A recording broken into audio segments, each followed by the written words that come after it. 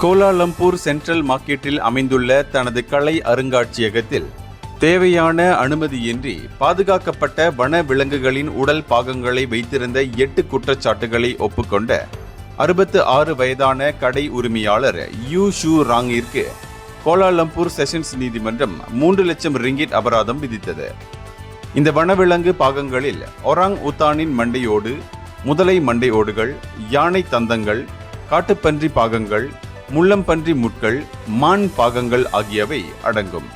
இவை அனைத்தும் 2024ஆம் ஆண்டு ஜனவரி 8ஆம் தேதியன்று அவரது சென்ட்ரல் மார்க்கெட் கடை வளாகத்தில் கண்டெடுக்கப்பட்டன. யூ வனவிலங்கு பாதுகாப்பு சட்டம் 2010 கீழ் குற்றம் சாட்டப்பட்டிருந்தார். இச்சட்டத்தின் கீழ் அபராதம் அல்லது சிறை தண்டனை இரண்டுமே விதிக்கப்படலாம். இருப்பினும் நீதிமன்றம் அவருக்கு 3 லட்சம் ரிங்கிட் அபராதம் தீர்ப்பளித்து அபராதத்தை செலுத்த தவறினால் 9 மாதங்கள் வரையிலான சிறை தண்டனை விதிக்கப்படும் எனவும் தெரிவித்திருந்தது. இதனிடையே நீதிமன்றம் விதித்த அபராதத்தை யூ செலுத்தியுள்ளார்.